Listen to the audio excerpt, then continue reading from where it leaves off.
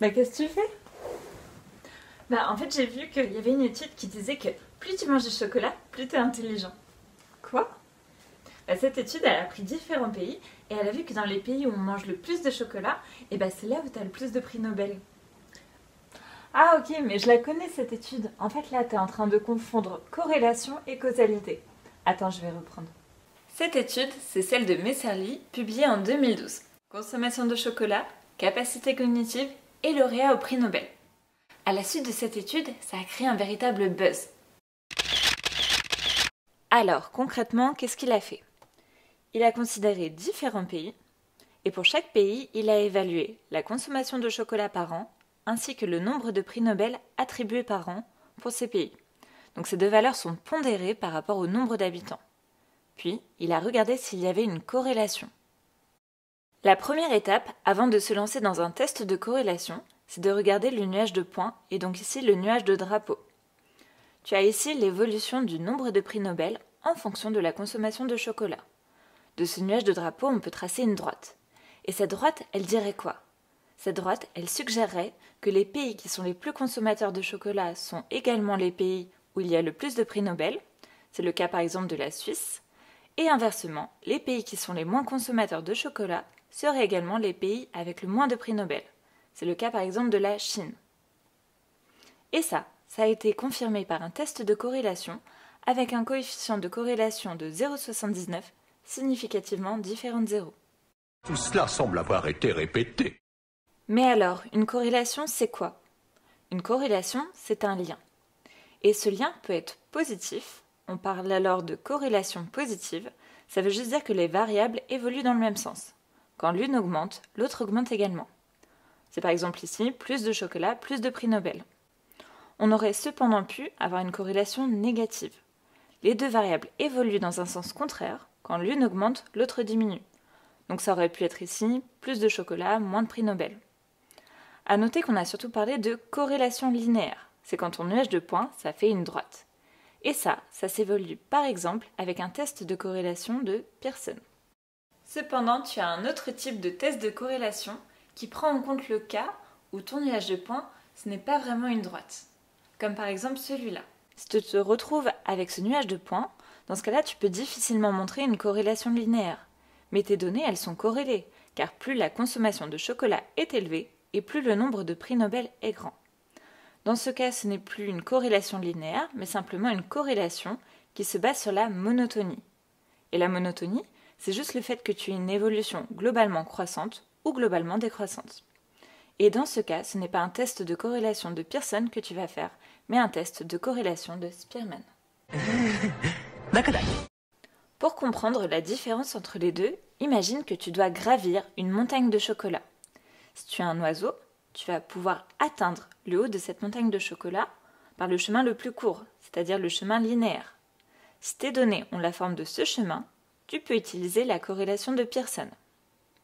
Si au contraire tu n'es pas un oiseau, mais peut-être plutôt un lapin de Pâques, peut-être que tu ne vas pas prendre le plus court chemin, tu vas passer par certains plateaux. Mais si tu ne fais que grimper, ou du plat, ton chemin est monotone, parce que globalement tu montes. Et si tes données ont la forme de ce chemin, tu peux utiliser une corrélation de Spearman. Attention, l'objectif c'est de monter en haut de la montagne de chocolat.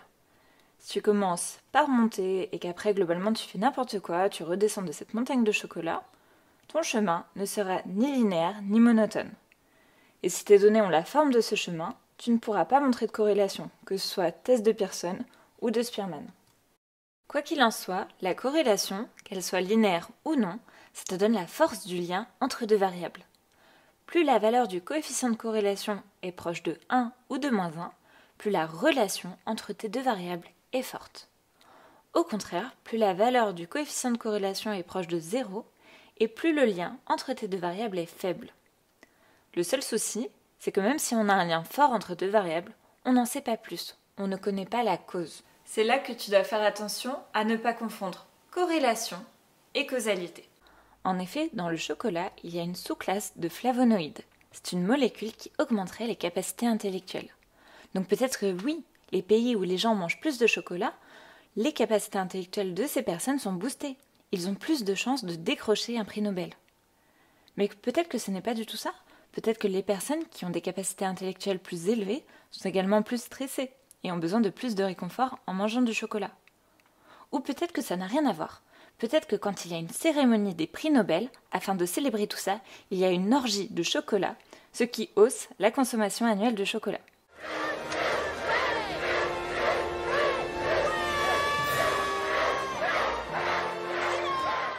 Une autre possibilité encore, c'est qu'il n'y a pas de lien, de cause à effet entre ces deux variables. Peut-être que ces deux variables ne sont liées entre elles que parce qu'elles sont liées à une troisième variable. La richesse par exemple ? En effet, dans les pays plus riches, il y a plus de possibilités pour acheter du chocolat, qui reste quand même un produit de luxe, alors que dans les pays les plus pauvres, clairement, c'est pas la priorité. Et de la même manière, dans les pays les plus riches, on a plus de richesses à allouer au monde académique et à l'enseignement, ce qui peut permettre de révéler plus de prix Nobel. Une dernière option, c'est peut-être qu'il n'y a pas de raison pour laquelle la consommation de chocolat et le nombre de prix Nobel sont reliés. Peut-être que c'est juste le hasard. De la même manière qu'on a montré une corrélation entre le nombre de personnes qui se sont noyées en tombant de la piscine et le nombre de films dans lesquels Nicolas Cage est apparu, également une corrélation entre le taux de divorce dans le Maine et la consommation de margarine, encore une autre corrélation sur le nombre de remises de prix pour des thésards en génie civil et la consommation de mozzarella, ou encore le nombre de personnes qui se sont noyées en tombant d'un bateau de pêche et le nombre de mariages dans le Kentucky. Oh. Si tu veux vraiment tester la cause, c'est-à-dire que la variation d'une des variables conditionne la variation de l'autre variable, alors par exemple, tu peux faire une expérience. Plus précisément, tu vas faire 2 groupes de personnes. Un groupe de personnes qui devra manger une certaine quantité importante de chocolat par jour, et un autre groupe de personnes qui, au contraire, ne devra manger qu'une faible quantité de chocolat. Au bout de plusieurs jours ou peut-être de plusieurs années, tu testes les capacités intellectuelles de ces personnes. Et c'est comme ça que tu seras capable de dire, ou pas, que plus tu manges de chocolat, plus tu es intelligent. Voilà, manger du chocolat, c'est bien, mais c'est pas sûr que ça te mène vers un prix Nobel. Ok, on partage ? Bah oui. Que ce soit avec un test de Pearson ou de Spearman. Ils ont montré que dans les pays où ils mangent le plus de chocolat, et ben c'est là où tu as le plus de prix Nobel.